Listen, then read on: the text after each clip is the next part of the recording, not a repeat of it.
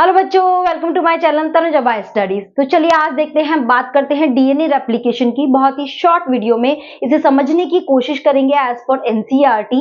इसका एक detail video मैंने ऑलरेडी अपलोड किया हुआ है। You can go through the I button, वहां पे आपको मिल जाएगा और वहां पे आप उसको डिटेल में भी देख सकते हैं। चलिए शुरू करते हैं डीएनए रेप्लिकेशन। सबसे पहले तो डीएनए रेप्लिकेशन का मतलब क्या होता है? डीएनए से डीएनए का बनना, ओके, डीएनए का डुप्लीकेशन होना, that is called DNA replication. ठीक है, ध्यान रखना, जब सेल रेप्लिकेशन कर रही है तो क्या होता है कि अगर हम यूकैरियोट सेल की बात करें तो वो एस फेज में जाकर रेप्लिकेशन करती है। If you remember, cell cycle में 3 फेज है इंटरफेज में, G1, S एंड G2। उसकी एस फेज में क्या करती है? सेल रेप्लिकेट करती है, अपने डीएनए को डबल करती है। अभी डीएनए डबल करने के लिए बहुत सारे चीजों की जरूरत होती है, वो बात करते हैं। ओके, आप सबको अच्छे से पता है कि डीएनए हमारा कैसा होता है। ऐसे 2 स्ट्रैंड्स होते हैं जो एक दूसरे से कॉइल होते हैं। जब इससे डीएनए का रेप्लिकेशन होना है तो ये जो है स्ट्रैंड, इनको हम बोलते हैं पेरेंट स्ट्रैंड। इनको हम क्या बोलते हैं? पेरेंट, या फिर इसे हम टेम्पलेट भी बोलते हैं। ठीक है, यहाँ पे लिखा हुआ है, देखिए, टेम्पलेट स्ट्रैंड बोलते हैं ऐसा स्ट्रैंड जो डीएनए रेप्लिकेशन में क्या कर रहा है? पार्ट ले रहा है। ठीक है, क्या क्या चीजों की जरूरत है? सबसे पहले हमें एक ओरिजिन ऑफ रेप्लिकेशन चाहिए। सी, होता क्या है, डीएनए रेप्लिकेशन कहीं भी शुरू नहीं हो सकता। एक पर्टिकुलर साइट जहां पे इनिशिएट करने की कुछ सीक्वेंस दी हुई है, जिसको रिकॉग्नाइज करके डीएनए रेप्लिकेशन स्टार्ट होगा।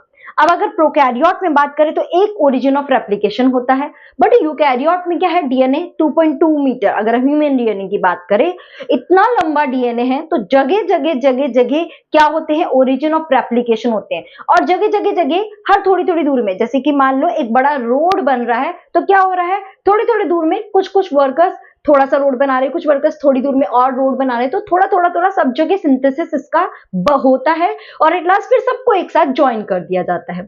समझ गए? तो यहाँ पे भी ओरिजिन ऑफ रेप्लिकेशन जो है वो पूरे डीएनए में जगह जगह प्रेजेंट होता है, तो हर जगह डीएनए का रेप्लिकेशन स्टार्ट होता है।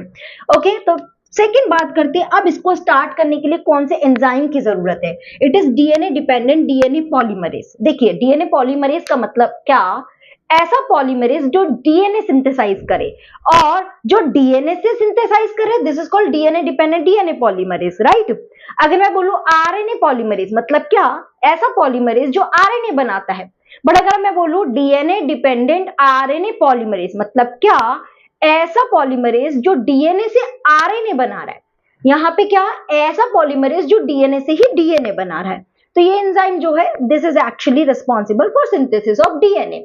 नेक्स्ट बात करते हैं, हमें क्या चाहिए? वी नीड डीएनटीपीज, मतलब डीऑक्सीराइबो न्यूक्लियोटाइड ट्राइफॉस्फेट। यानी कि क्या क्या? इसमें 4 बेस क्या क्या होते हैं? Thymine, adenine, cytosine and guanine. तो हमें क्या क्या चाहिए? डीएटीपी चाहिए, हमें डीजीटीपी चाहिए, डीटीटीपी चाहिए एंड डी सीटीपी चाहिए, है ना। तो चारों न्यूक्लियोटाइड हमें चाहिए। देखिए, ये न्यूक्लियोटाइड ही आकर क्या करेंगे? पूरे डीएनए का चेन बनाएंगे। समझ रहे हो? ये न्यूक्लियोटाइड ही क्या करेंगे? पूरे डीएनए का चेन बनाएंगे। बट इसी के साथ ही क्या होता है, इनके पास फॉस्फेट मॉलिक्यूल है, यानी कि इनके पास बहुत अमाउंट में एनर्जी है, जो हेल्प भी करते हैं एक लॉन्ग न्यूक्लियोटाइड चेन बनाने के लिए। यानी सब न्यूक्लियोटाइड को आपस में कनेक्ट करने के लिए जो एनर्जी चाहिए होती है, वो भी हमें इन्हीं से ही मिलती है, राइट। तो they provide energy for polymerisation. Polymerisation of what? Nucleotide. Nucleotide को जोड़ने के लिए एनर्जी भी यही देते हैं। ठीक है, और बेस तो चाहिए चाहिए, है ना, डीएनए के। ओके, आगे बात करते हैं, और क्या चाहिए होता है? एक रेप्लिकेशन फॉर्क। इसका मतलब क्या है? देखिए, पहले तो मैं आपको थोड़ा सा बता देती हूँ। अगर हम डीएनए स्ट्रैंड को देखें तो यहाँ पे कुछ सीक्वेंस होती है। एक्चुअली डीएनए रेप्लिकेशन में हो क्या रहा है, ये 2 डीएनए स्ट्रैंड है।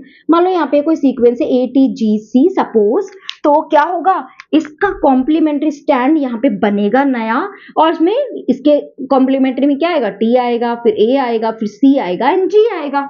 इस तरह से एक न्यू स्ट्रैंड सिंथेसाइज होता है। दोनों स्ट्रैंड के अपने अपने न्यू स्ट्रैंड सिंथेसाइज होता है, इसलिए हम इसको semi conservative mode of replication बोलते हैं। आधी इंफॉर्मेशन पेरेंट की ही रहती है और आधी न्यू सिंथेसाइज होती है। ओके, तो अब देखिए यहाँ पे रेप्लिकेशन फॉर्क का क्या मतलब है? बिकॉज डीएनए क्या है? 2.2 मीटर, इतना लंबा डीएनए को एक बार में पूरे डीएनए स्ट्रैंड्स को सेपरेट कर देना, मतलब दोनों स्ट्रैंड को सेपरेट कर देना in its entire length, not possible. बहुत अमाउंट ऑफ एनर्जी भी चाहिए, तो इसलिए पॉसिबल नहीं है दोनों को सेपरेट। तो क्या करता है, थोड़ा थोड़ा डीएनए खुलता है ना। इसको देखिए, मैं आपको ऐसा समझाने की कोशिश करती हूँ कि मान के चलिए ये डीएनए, यू कैन सी एक येलो और एक रेड, है ना, दोनों कॉइल है एक दूसरे में। अब मैंने क्या कर दिया, ये जब एक दूसरे से कॉइल है, हमने क्या किया, इसको थोड़ा सा यहां से सेपरेट कर दिया। क्या कर दिया, सेपरेट। तो सेपरेट करने पे आपको क्या दिख रहा है, दो अलग अलग स्ट्रैंड मिल गए। ये ओपनिंग एरिया, इसको ही हम क्या बोलते हैं, that is called replication fork, है ना।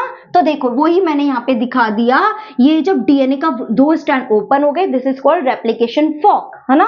तो वो रेप्लिकेशन फॉर्क बनता है, थोड़ा सा ओपन हुआ, थोड़ा सा ये ओपन हुआ, इसके डीएनए स्ट्रैंड रिस्पेक्टिवली सिंथेसाइज हो जाएंगे, फिर ये और थोड़ा ओपन होगा, फिर स्ट्रैंड सिंथेसाइज होगा, फिर और थोड़ा ओपन होगा, एंड ऐसे ओपन होता चला जाएगा, समझ रहे हो।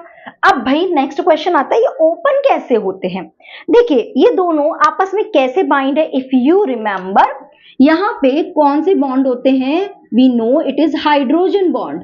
तो हमें क्या करना होगा, इन हाइड्रोजन बॉन्ड को हमें क्या करना होगा, हमें ब्रेक करना होगा, ताकि हम ये दोनों स्ट्रैंड को सेपरेट कर सके। तो ब्रेक करने के लिए यहाँ पे एक एंजाइम आता है जिसको हम बोलते हैं हेलिकेज एंजाइम। देखिए H, है ना, तो ये क्या कर रहा है, हाइड्रोजन बॉन्ड को ब्रेक करता है। तो देखो सिंपल सी चीज है, इन दोनों के बीच में यहाँ पे एक हेलिकेज एंजाइम होगा, वो बॉन्ड को ब्रेक करता जाएगा, बॉन्ड को ब्रेक करता जाएगा, और दोनों स्ट्रैंड सेपरेट होते चले जाएंगे।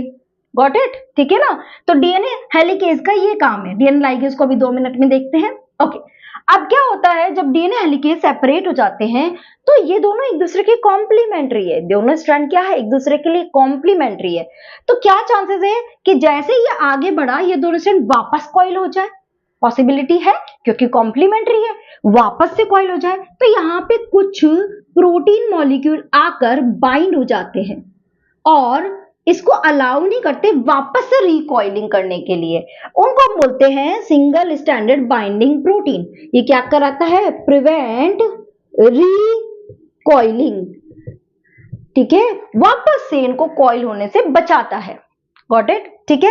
अब क्या हुआ, ये सेपरेट हुए। अब देखो एक सिंपल सा एक और फंडा मैं समझाती हूँ। यहाँ पे देखिए क्या हुआ, मान लो ये हमारा पूरा डीएनए मान के चलते, मैंने क्या किया, अगर मैं इसको यहाँ से दिखाऊं, देखो ध्यान से देखना, यहाँ ऊपर क्या फर्क पड़ रहा है, यहाँ ऊपर पे क्या फर्क पड़ रहा है। देखो मैंने जैसे ही इसको ऐसे खींचना शुरू किया, है ना, मान लो ये है और मैं इसको जैसे ही खींचना, कैन यू सी, देखिए कैन यू सी, यहाँ पे और बल आ रहा है, यहाँ पे और बल आ रहा है, और बहुत ज्यादा टेंशन क्रिएट हो रहा है। दूसरा एंड जो है वो स्टिफ है, वो कुछ नहीं घूमेगा।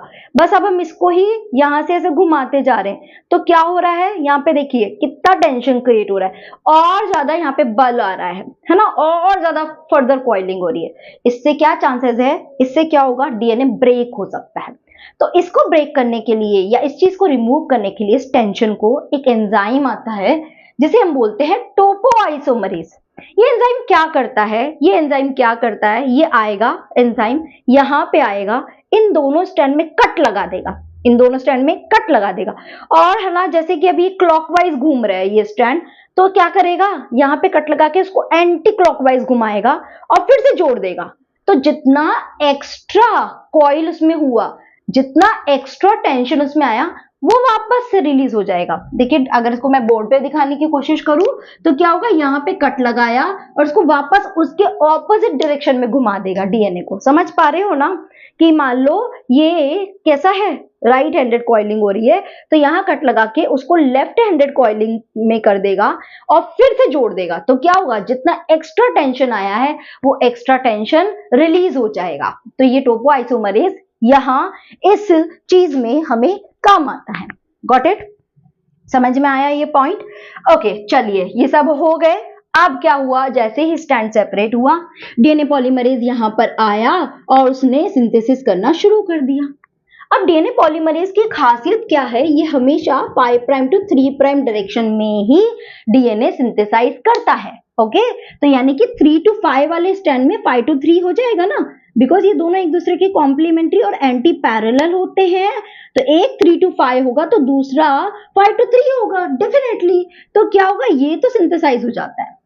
अब बात आ जाती है यहाँ पर, यहाँ पे 5 प्राइम है, तो अगर इसका ऑपोजिट होगा तो यहाँ 3 प्राइम से ऐसे सिंथेसाइज होगा, 3 प्राइम से क्या होगा, ऐसे सिंथेसाइज होगा, मतलब 3 to 5 prime, which is not possible, क्योंकि डीएनए रेप्लिकेशन 2 pi to 3 में ही रन होता है। तो अब क्या करें, तो अब क्या होगा भाई, बिकॉज पूरा डीएनए तो एक साथ ओपन हो नहीं रहा है, जितना ओपन हुआ यहां पे डीएनए पॉलीमरेज आया, उसने सिंथेसाइज किया, राइट। डीएनए पॉलीमरेज अगेन आया, उसने 5 प्राइम टू 3 प्राइम, अब ये डायरेक्शन सही जा रही है, 5 प्राइम टू 3 प्राइम सिंथेसाइज किया। फिर ये थोड़ा सा जो भी ओपन होगा उसमें again 5 prime to 3 prime synthesise करेगा, यानी छोटे छोटे छोटे फ्रेगमेंट्स में सिंथेसाइज हो रहा है। ये चीज समझ रहे हो ना कि ये ऐसे फ्रेगमेंट्स में क्यों, क्योंकि एक बार में पूरा ओपन नहीं हो रहा, जितना ओपन हो रहा है उतना यहाँ पे सिंथेसाइज हो रहा है, फिर ओपन होगा, फिर वो छोटा सा सिंथेसाइज होगा, फिर ओपन होगा, फिर थोड़ा सा सिंथेसाइज होगा। तो यानी जितना अवेलेबल है वो डीएनए स्ट्रैंड उतना ही सिंथेसाइज हो पा रहा है। तो क्या हो रहा है, इसकी वजह से फ्रेगमेंट्स में डीएनए रेप्लिकेशन हो रहा है, राइट। क्योंकि हम इस डायरेक्शन में तो रन कर नहीं सकते, यहां करते ही तब तो कंटिन्यूस हो जाता, बट ऐसा हो ही नहीं सकता, तो इसलिए ये इस फ्रेगमेंट्स में बनता है। तो इस स्ट्रैंड को हम बोलते हैं कंटिन्यूअस स्ट्रैंड, और इसे हम बोलते हैं डिसकंटिन्यूअस स्ट्रैंड, क्योंकि ये फ्रेगमेंट्स में बन रहा है। इन फ्रेगमेंट्स को हम बोलते हैं ओकाजाकी फ्रेगमेंट्स, ओकाजाकी फ्रेगमेंट्स। अब छोटे छोटे फ्रेगमेंट्स बन गए, जब ये पूरा बन जाएगा, अब इन्हें जोड़ने का काम कौन करेगा, तो इन्हें जोड़ने का काम करता है ये डीएनए लाइगेज। ये क्या करता है, जॉइन ओकाजाकी फ्रेगमेंट्स, ठीक है। ये ओकाजाकी फ्रेगमेंट्स को आपस में कनेक्ट कर देगा, और एट लास्ट हमें इस तरह से पूरा डीएनए रेप्लिकेशन मिल जाएगा। समझ में आया, सिंपल सा फंडा है। डीएनए को स्ट्रैंड को सेपरेट करता है, हेलिकेज आता है, सबसे पहले हाइड्रोजन को कट करता है, दोनों को स्ट्रैंड को सेपरेट करता है, उसे हम रेप्लिकेशन फॉर्क बोलते हैं। अब उसमें फर्दर हेलिकेज ने तो ब्रेक करा, फिर सिंगल स्ट्रैंडर्ड बाइंडिंग प्रोटीन आके इसको फर्दर रिकॉइलिंग से प्रिवेंट करते हैं। टोपोआइसोमरेज जो एक्स्ट्रा टेंशन क्रिएट हो रहा है उसे रिमूव करता है। फिर डीएनए पॉलीमरेज आएगा जो 5 to 3 प्राइम डायरेक्शन में सिंथेसाइज करेगा। एक स्ट्रैंड तो कंटिन्यूअस हो जाएगा, दूसरा स्ट्रैंड डिसकंटिन्यूअस में होगा, जिसे हम ओकाजाकी फ्रैगमेंट बोलते हैं, जो बाद में लाइगेट हो जाते हैं with the help of DNA ligase enzyme, ठीक है। और क्या हो रहा है यहाँ पे, जो भी जितने भी एंटीपीज हैं, है ना, ये सारे जितने भी एंटीपीज है ये आके पॉलीमराइज होते जा रहे हैं और डीएनए स्ट्रैंड बनता जा रहा है, बिकॉज हमें पता है डीएनए स्ट्रैंड इन 4 बेसिस से ही बनता है। सो आई होप ये डीएनए एप्लीकेशन समझ में आया होगा। मैंने कोशिश करी है इसको बहुत शॉर्ट में समझाने की। जरूर बताइए कमेंट में कि आपको ये समझ में आया या नहीं आया। Okay, till then take care, bye bye, keep doing study.